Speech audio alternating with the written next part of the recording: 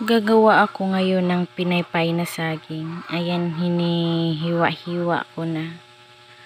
3 hiwa lang.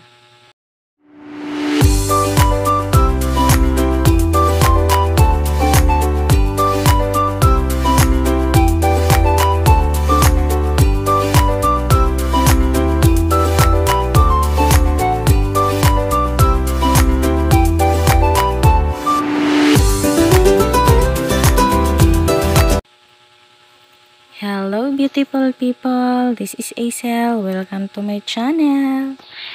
So ngayon guys ay nagbabalat ako ng saging. Wow! Ayan. Kasi ano yan overhinog na yan. Tapos ayan, binalatan ko kasi pag uwi ng papa may snack siya or makain siya. Ayan. Ang gagawin ko dyan ay gawin kong pinaypay. Saging na pinaypay. Hiwain ko lang yan ng 3 beses. Hindi naman full na hiwa lahat. Half lang. Tapos parang may pipiin siya. Or pipi ba yun? Basta ay iwan ko Basta ganun yun. Tapos lagyan ng harina. Tapos iano sa tubig. Ayun. Ay basta ganun yun. Pero hindi na ako nagpakita na magluto dyan. Kasi yung kusina namin hindi naman masyadong maganda. Kaya nagbalat lang ako tas naghiwa. Yun lang yung pinakita ko.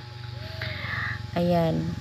Nakagawa ako niyan kasi wala akong magawa. Tulog yung bata. Kaya ayun. Pag tulog yung bata, ayan. May makagawa tayo ng kung anong gusto. Kasi tulog Ayan. Smile ako. Muna mag-isa.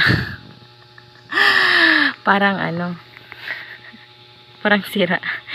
Ayan. Excuse me.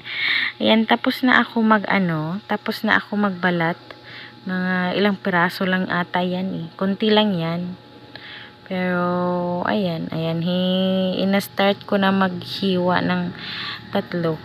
3 lang paghiwa ko kasi malutong na sobra. Sobrang anong tawag dyan, sa smooth na yun, super smooth na yung saging, kaya 3 na lang, para maliit na pinaypay lang yun. Ginagawa ko dyan.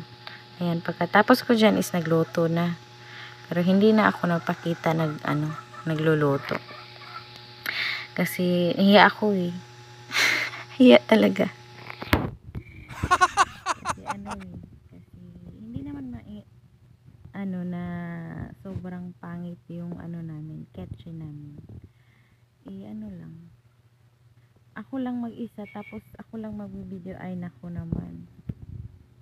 Ayan, pinaypay na Lagyan ko lang na yung harana.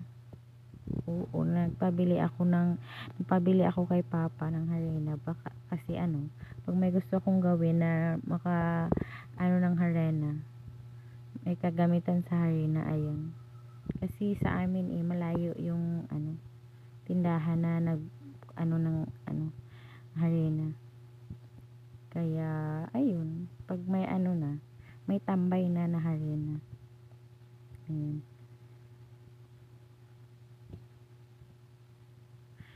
Lang yan dyan guys